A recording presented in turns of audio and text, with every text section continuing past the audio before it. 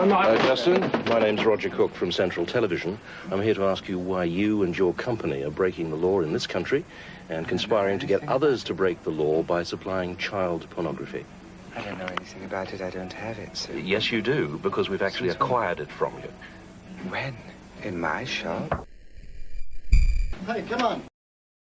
Our departure was encouraged by the strategic application of a billiard cue and a lighted cigar. My name's Roger Cook from Central Television. I'm here to ask you why you deal in child pornography. I don't deal in it. You do. You have a whole load of it here. We've just heard you offer to swap and sell. I don't feel I'm doing anything wrong. And you know that every picture, each picture of those little girls, is the result of a bit of gross child abuse. The worst possible sort of child abuse. Raping little girls. I won't rape a little girl. I love little girls. That's all I feel love for them. Yes, but the pictures in here depict rapes of little girls, don't they? No, they don't. They do. The girls are willing.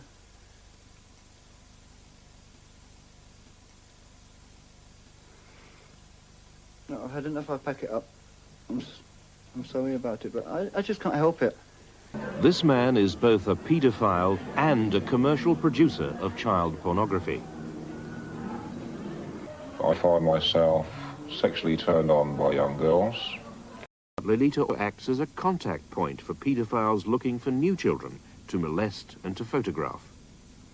A child is able to recognize a pleasurable experience. He is able to recognize a pleasing emotional experience. He is able to express consent and to recognize that this is something he wishes to continue. And a responsible, caring pedophile it always refers to the wishes of the child.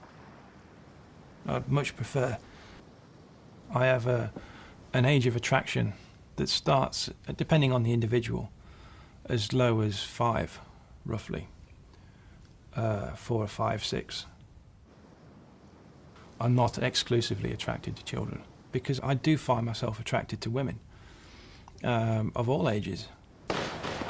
In the United States, the only Western country to take the problem seriously, police confirmed that international child pornography nearly always begins at home. The original material is virtually always produced by amateurs. It will be provided to the professional distributors who reproduce it and distribute the material literally on an international scale. It's distributed all over the world. But the original production of the material, the actual photos, videotapes, or movies, are virtually always produced by persons who are molesting the children. So the producers are the abusers? That is correct. The computer is one of the more popular ways to access people who have a similar interest. We'll see if we can locate and talk to one of the bulletin boards that focuses on children. This particular bulletin board is one which I'm signed on to with a pseudonym, and I'm listed as having 3 daughters who are all preteens. And I have received requests for pictures of my daughters. I've received offers from people who would like to trade me pictures of their children for my children. And I've also received solicitations from people who are seeking to trade sexual experiences with my children. They will let me have sexual experiences with their children. Indeed, my suspicion would be that there are already sexually oriented bulletin boards in Great Britain. Our researchers have proved that he was right. How far are you aware of the problem of the computer sex bulletin boards? We are aware of it, but so far we haven't been able to get in. We haven't got a telephone number, because that's all you need. And maybe we'll get lucky someday. Well, we can give you a telephone number. We've actually tapped into 2 of these bulletin boards ourselves already. What, in the UK? Yeah. Well, I'd be delighted to have that information. Thanks very much. The cooperation for child pornography is very high, because I think it's universally recognized as an abhorrent sort of crime. And we deal with the US Customs, who are extremely cooperative to us. And they send you lists, or rather send the authorities in this country lists? Yes. of names of consumers? Our liaison with US Customs is very good, and they supply this office, because of the contact we've developed, with lists, yes. Well, have you seen this list? Well, off the top of my head, I don't think we've seen this list, no.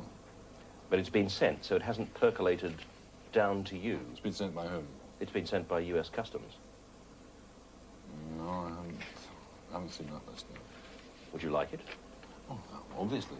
It's yours. Thanks very much. In 1984, U.S. Customs had seized some child pornography addressed from the Netherlands in the mail to Arnold Friedman. Now, he never got that piece of mail, but his name was forwarded on to us. We initiated a correspondence with Arnold in the hopes that we can determine if he is in fact willing to violate the statute again about mailing or receiving child pornography. Dear Stan, the book is Joe, 14 and his uncle. I think I'd like you to send me something, sort of good faith, and I will forward this rather precious book to you. Thanks, Arnie. I dressed up as a mail carrier, knocked on his door, asked him if he was Arnold Friedman. He replied he was. I said I had a package for you, sign right here. He did. About an hour later, we went back. I'm dressed now. I just put a blue suit jacket over the carrier's uniform. And I told him I have a search warrant for child pornography. He says, there's nothing like that here. I said, you don't recognize me? I've just been at his door an hour ago. He goes, no. And I took off my jacket and I said, now do you recognize me? Oh, yeah. Oh, okay. The magazine is upstairs.